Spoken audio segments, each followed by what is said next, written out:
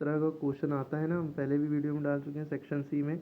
इस तरह के जैसे इसमें आएगा कि आपको क्या करना होगा, जैसे ये सेंटेंस लिखा होगा do as indicated against each of the following sentence, यानी कि जैसा इंडिकेशन दिया हो, जैसे करने को कहा गया वो करो। जैसे इस सेंटेंस में ये सेंटेंस दिया गया है, इसमें 4 ऑप्शन दिए गए हैं और इसका ये इंडिकेशन है जो ब्रैकेट में लिखा होता है। ब्रैकेट में जो लिखा होता है ये इसका इंडिकेशन होता है, ठीक है। तो कहा है choose the best word to describe the parts of speech in the sentence. मतलब इसमें पार्ट्स ऑफ स्पीच जो अंडरलाइन वर्ड है ये है ना, तो इसमें कौन सी इस वर्ड के लिए कौन सी पार्ट्स ऑफ स्पीच है, यानी ये वर्ड कौन सी पार्ट्स ऑफ स्पीच में फिट होगा। तो पार्ट्स ऑफ स्पीच में आप लोगों को पता है नाउन होता है, प्रोनाउन होता है, वर्ब, प्रीपोजिशन, कंजंक्शन, इंटरजेक्शन, ये सब होते हैं। लेकिन हमें 4 ऑप्शन दिए गए हैं, तो अब इसका पहले हिंदी समझ लिया करिए, वरना एक ट्रिक भी हमने बताई थी कि हर चीज़ की ट्रिक होती है। वर्ब, डूइंग वर्ड, ये जो वर्ब होता है डूइंग वर्ड होता है, एडजेक्टिव क्वालिफाइंग वर्ड होता है, एडवर्ब मॉडिफाइंग वर्ड होता है, नाउन नेमिंग वर्ड होता है। कभी किसी का नाम बता रहा हो तो वो नेमिंग वर्ड हो जाए। तो ये यहाँ पर लिखा है Stuart can speak Arabic very well. Stuart Arabic बहुत अच्छी बोल सकता है because he lived in Egypt for a year, वो इजिप्ट में 1 साल तक रहा है, ठीक है। तो अब यहाँ पे वेल के नीचे अंडरलाइन थी, तो ये वेल कह रहे हैं कि वर्ब है कि एडजेक्टिव है, एडवर्ब है या नाउन है। इस तरह का एक क्वेश्चन 100% आएगा पेपर में, ठीक है। तो वेल मैंने कि अगर हम इसका क्वेश्चन बनाएं कि Stuart can speak Arabic very well, Stuart Arabic बहुत अच्छी बोल सकता है, तो हम यहाँ पूछे स्टुअर्ट कैसी अरबी बोल सकता है। क्या हमने क्वेश्चन क्या किया, कैसी, कैसी है ना, कैसी, कैसी या कैसा को इंग्लिश में कहते हैं हाउ, ठीक। तो जब हाउ हम क्वेश्चन करें और हमें आंसर मिल जाए, तो हमने पूछा स्टुअर्ट कैसी अंग्रेजी बोलता है, बहुत अच्छी, वेल, है ना। तो जब आंसर मिल जाए तो हमेशा याद रखिएगा वो एडवर्ब होता है, ठीक है। तो इसका आंसर क्या होगा, एडवर्ब। तो खाली कैसी ही नहीं, हमें 3 चीज़ों का आंसर लेने हैं। अगर हमें हाउ का आंसर मिल जाए, हाउ माने कैसे या कितना, व्हेन का आंसर मिल जाए, व्हेन माने कब, और वेयर, WHERE, वेयर, वेयर माने कहाँ, इन तीनों शब्दों का अगर आंसर मिल जाए, जो वर्ड अंडरलाइन में है अगर उसका आंसर, इन तीनों में से किसी एक का आंसर दे रहा है, तो वो एडवर्ब ही टिक लगाइएगा। और दूसरी ट्रिक एडवर्ब की, अगर किसी कोई वर्ड है उसके आखिरी में LY लगाए, जैसे स्लोली है ना, क्विकली, इस LY आखिरी में लगा है ना, क्विकली जैसे लिखा है, इसके आखिरी में क्या है, LY है। तो LY लगा हो तो समझ जाइएगा वो एडवर्ब ही है, ठीक है। अच्छा, इस तरह का और दूसरा क्वेश्चन आता, मान लीजिए कह देता है स्टुअर्ट कैन स्पीक, स्पीक या कैन में लगा होता, कैन जो है, कैन स्पीक, ये जो है आपका क्या हो जाएगा, बोल सकता है, बोल सकना एक वर्ब है, तो ये वर्ब हो जाता। अगर ये यहाँ ना लगा होता, अगर ये अंडरलाइन यहाँ होती, कहते अरेबिक बहुत अच्छी बोल सकता है, तो अरेबिक एक भाषा का नाम है, जैसे इंग्लिश एक भाषा का नाम है, तो नाम जैसी होगा तो नेमिंग वर्ड एडजेक्टिव हो जाएगा, ठीक है। अगर यहाँ पे अंडरलाइन नहीं होती, मान लिए बिकॉज में अंडरलाइन होती, बिकॉज में अंडरलाइन होती, मतलब बिकॉज में होता है क्योंकि। अब यहाँ जब यहाँ पे देखिए बिकॉज कैसा काम कर रहा है, क्या काम कर रहा है, Stuart can speak Arabic very well, Stuart बहुत अच्छी अरबी बोल सकता है, या मतलब बोल सकता है ना। एक सेंटेंस यहाँ पे हो गया, ये एक सेंटेंस। अगर हम बिकॉज को काट दें थोड़ी देर के लिए, तो आगे ही lived in Egypt for a year, 1 साल तक वो इजिप्ट में रहा है या रह चुका है या रहा था ना, या वो इजिप्ट में होकर आया, कुछ भी समझ लिए। तो ये दूसरा सेंटेंस हो गया। अच्छा, ये सेंटेंस इसके बिना थोड़ा सा, अगर हम बिकॉज का, यानी कि बिकॉज में होता है क्योंकि, क्योंकि अगर छुपा लें तो क्या बात समझ में रही, स्टुअर्ट का, वो स्टुअर्ट अंग्रेजी अच्छी बोल रहता है, वो बाहर रहकर आया है इजिप्ट में, है ना।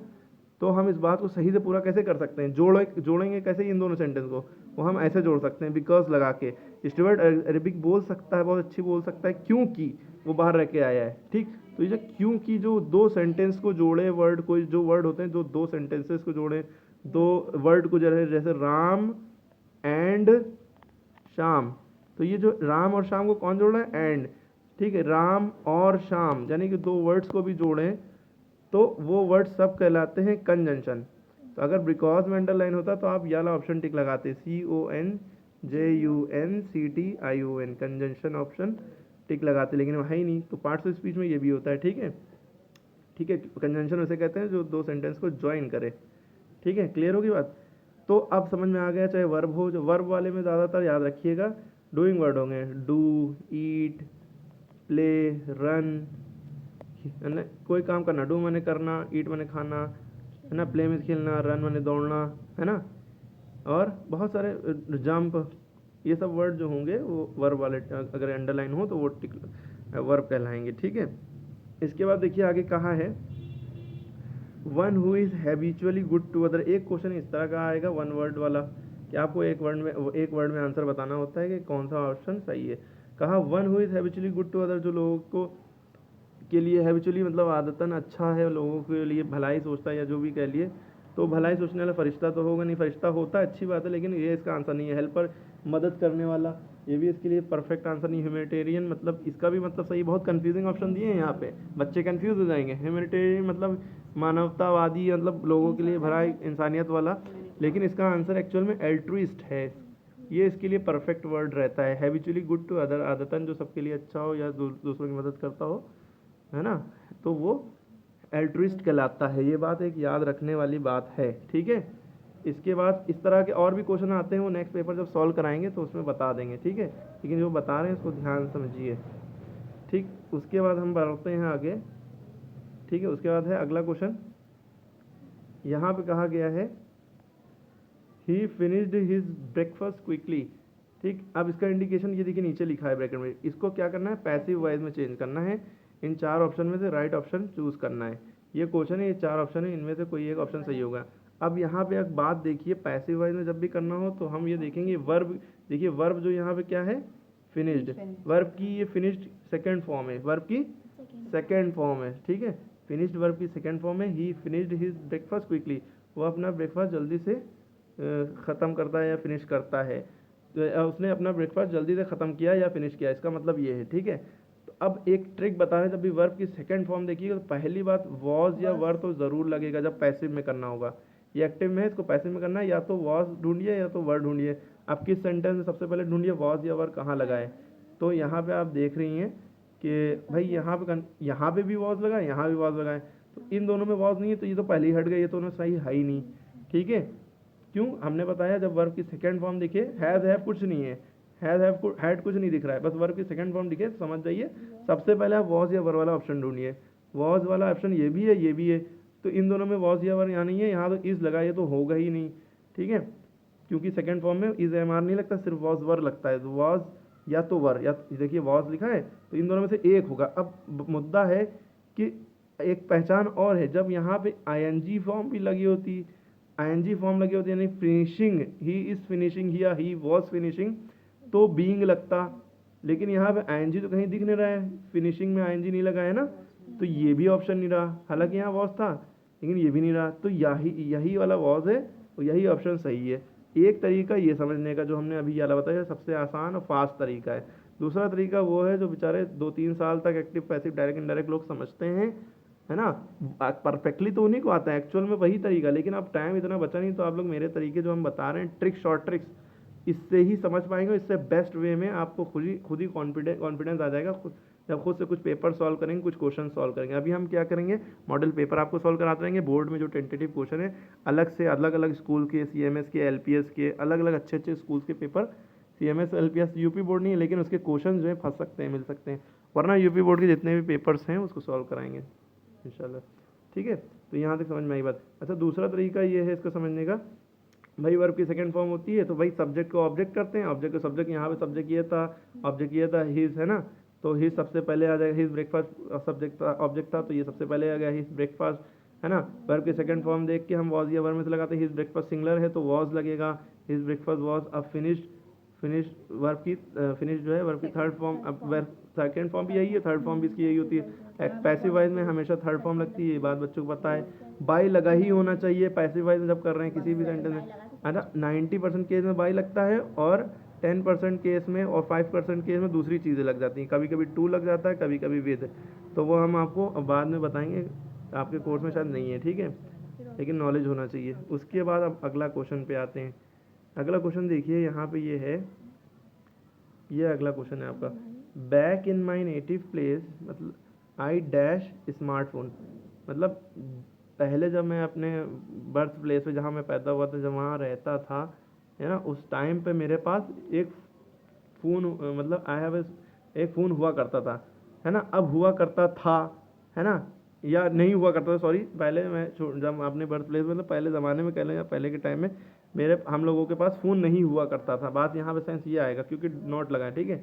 अब फ़ोन होता है, तो अब अगर हम कहें डू नॉट हैव, इसका मतलब होता है नहीं है या नहीं रखते हैं। है की बात तो नहीं हो रही, बैक यानी कि पहले की बात हो रही है, तो डू नॉट हैड भी नहीं हो सकता है ना। I think did not have सही आंसर है, नहीं हुआ करता था, इसका सेंस ये आ जाएगा, तो डिड नॉट हैव लगेगा। ठीक है, ये बात याद रखिएगा, डिड नॉट हैव। और डिड नॉट हैड कभी नहीं हो सकता, ये तो गलती है, डिड के साथ हैड नहीं लग सकता, डिड के साथ हमेशा वर्ब की फर्स्ट फॉर्म लगती है, यहाँ पे हैव एज अ वर्ब है। ठीक है, ठीक है, यहाँ तक हो गया, ये वाला याद रखिएगा, अलग सेंटेंस। उसके बाद देखिए अगला सेंटेंस, इस तरह का भी एक सेंटेंस आएगा, जिस तरह से बता रहे हैं इसी तरह के इंशाल्लाह सेंटेंस आएंगे, आप लोगों को बस ध्यान देना है। एक सेंटेंस याद आएगा, do not time waste precious your. अब इसमें 4 ऑप्शन होंगे, तो इसमें से सही ऑप्शन टिक लगाना होगा, जो 4 में से एक। ठीक है, इसको रीअरेंज करना होता है, मतलब सही से पहले कौन सा वर्ड हो फिर कौन सा।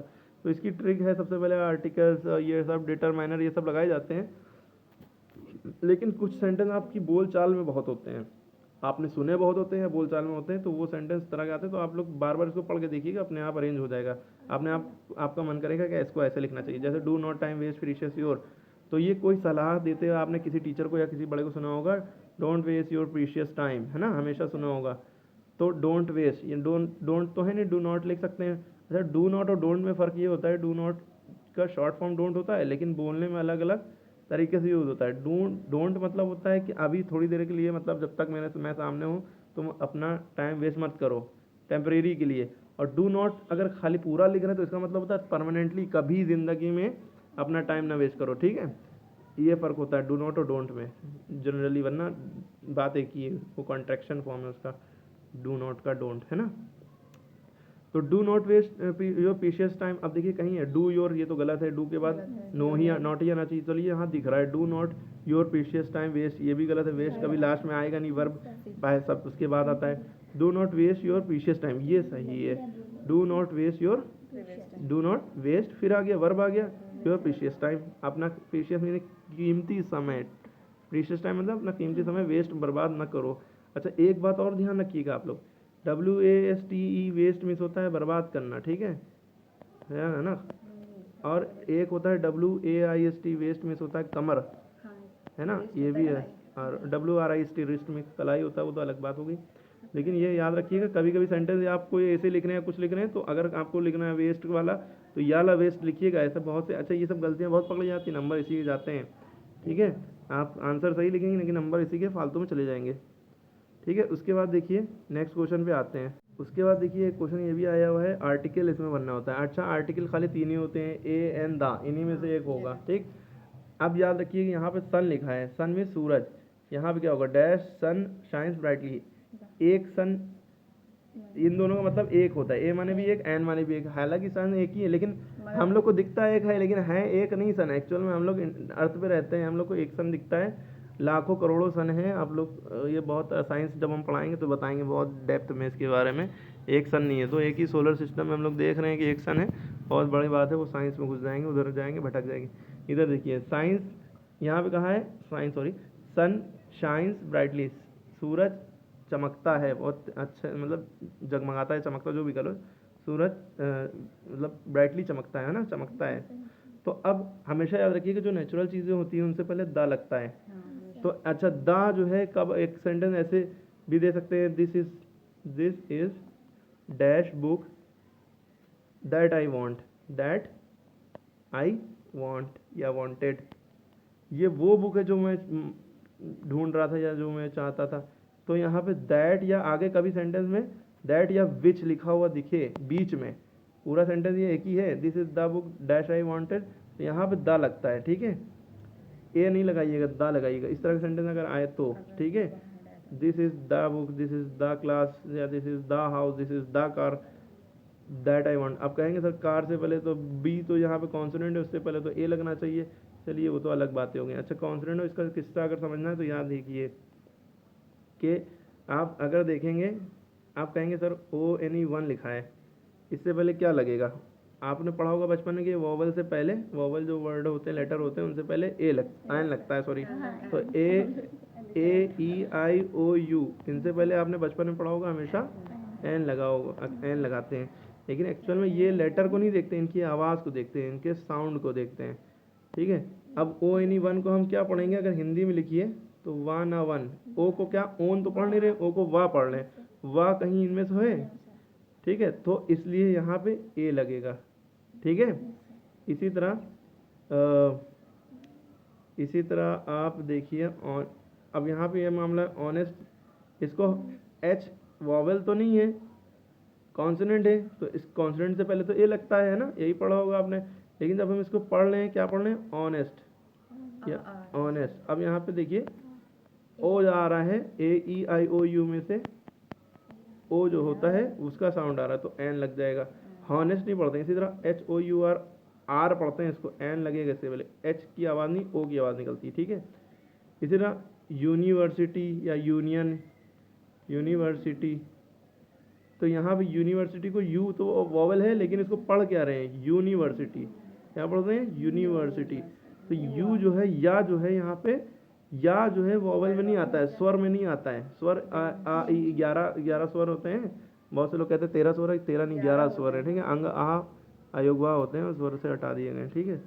तो यह हो गया, ये यू या जो होता है ये वॉवल तो होता नहीं है, ना स्वर होता है, तो इससे पहले क्या लगेगा, ए यूनिवर्सिटी, ठीक है।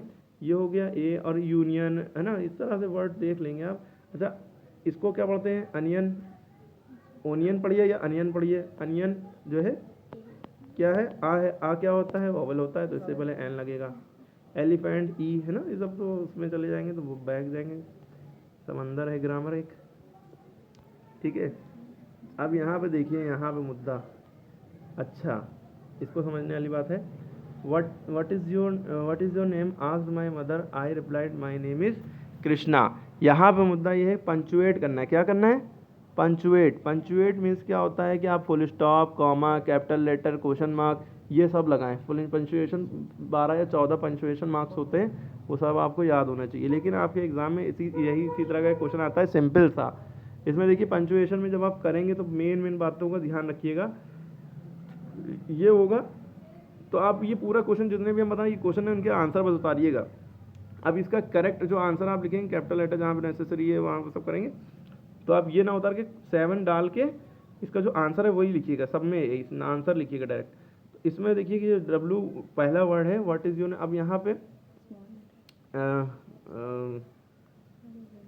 What is your name, asked my mother, तो यहाँ पे जो है इसको इन्वर्टेड कॉमा में किया जाएगा, what is your name, asked my mother, और ये जो आई है ये कैपिटल होगा। इससे पहले जब कोई सेंटेंस में ये आस्क्ड माय मदर जैसे इस तरह का सेंटेंस हो, इन्वर्टेड कॉमा में लिखना हो, तो जब इन्वर्टेड कॉमा लगाते हैं तो इन्वर्टेड कॉमा के अंदर कॉमा लगता है नीचे वाले। अच्छा, आई हमेशा, आई कहीं पे भी लिखा हो, बीच में हो, कहीं पे भी हो, हमेशा कैपिटल लिखते हैं। I replied my name is Krishna. अब कृष्णा किसी का नाम है तो कृष्णा का के कैपिटल हो गया, जैसे किसी का नाम है आमिर और आगे खान, ठीक है, तो आमिर का ए कैपिटल लिखेंगे, खान का के कैपिटल लिखेंगे, ये याद रखिएगा। लेकिन बायो में जब आप ह्यूमन बीइंग का होमो सैपियन नेम लिखते हैं तो होमो का ये बायोलॉजिकल नेम, ये ह्यूमन बीइंग का नेम होता है ना, साइंटिफिक नेम, तो होमो सैपियन। अब यहाँ पे होमो का एच कैपिटल होगा लेकिन एस स्मॉल रहेगा, ठीक है, तो ये बायो भी साथ में पढ़ लिया, ठीक है। उसके बाद देखिए कैसे क्या है, तो हमने आप लोग को इसमें ये बता रहे थे व्हाट इज़ योर नेम वाले में, हाँ इसको देखिए, पहली बार इसको कैपिटल लिखेंगे और ये इन्वर्टेड कॉमा में रहेगा, है ना, व्हाट इज़ योर नेम, यहाँ तक रहा, इसमें यहाँ पे क्वेश्चन मार्क लगा के यहाँ पे इन्वर्टेड कॉमा बंद कर देंगे, ठीक है। आस्क्ड माय मदर, तो आस्क्ड माय मदर आई, फिर उसके बाद कॉमा यहाँ पे लग जाएगा, I replied my name is, अब रिप्लाइड के बाद यहाँ कॉमा और यहाँ पे इन्वर्टेड कॉमा, एम आई का M capital, my name is Krishna, और डॉट के बाद इन्वर्टेड कॉमा क्लोज, ठीक है। ये इस तरह से करेंगे। इसके बाद है आई नो हिम वेल, मैं उसे अच्छे से जानता हूँ, ये इसका क्या करना है, passive voice, I know him well, तो ये वर्ब की फर्स्ट फॉर्म में पहली बात है ना, ये सब्जेक्ट हो गया आई और ऑब्जेक्ट हो गया हिम। हिम को आप सब्जेक्ट बनाएंगे, हिम जब सब्जेक्ट बनेगा तो हिम का ही लिखेंगे सबसे पहले, ही। अब जब वर्ब की फर्स्ट फॉर्म होती है तो इसके बाद इज एम आर में से लगता है एक चीज़, ही के साथ क्या लगेगा, इज, तो ही इज़, नो का हो जाता है नोन, KNOWN, नोन। अब यहाँ पे आप लोग बाय लगाते हैं लेकिन यहाँ पे टू लगेगा, हमने बताया था ना, he is known to me, कुछ सेंटेंस ऐसे होते हैं। अब ये आई का क्या हो गया, me, he is known to me well, आखिरी में वेल लगा दिए, ठीक है। He is known to, by नहीं लगेगा इसमें, ये बाय की जगह टू लगेगा, ठीक है। ये हो गया, ठीक। उसके अलावा वीडियो बड़ी हो रही है इसलिए ज़्यादा समझाएंगे नहीं, अब जल्दी जल्दी देखे समझिए, वरना ऐसी कोई वीडियो नहीं दिखेगा। The peacock will be dancing in the forest, इसको इंट्रोगेटिव में करना है। इंट्रोगेटिव में जब भी करना हो तो हेल्पिंग वर्ब ढूंढिए। इसमें हेल्पिंग वर्ब, पहली बात हेल्पिंग वर्ब होते क्या है, is, am, are, was, were, do, does, did, has, have, had, will, shall, can, could, may, might, ये सब हेल्पिंग वर्ब में आ जाएंगे, मॉडल ऑक्सिलरी भी आ जाएगी। अब यहाँ पे विल है, the peacock will be dancing in the forest, तो बताओ आप क्या करिए, विल को W कैपिटल लिखिए और विल सबसे पहले लिख दिए, विल द पीकॉक, यहाँ से हटा देंगे will, B dancing in the forest, और आखिरी में क्वेश्चन मार्क जहाँ नहीं लगाया आपने, जब क्वेश्चन इंट्रोगेटिव में कह रहे हैं तो क्वेश्चन मार्क लगाना ही लगाना, नहीं लगाया तो नंबर उड़ जाएंगे फालतू के, ठीक है।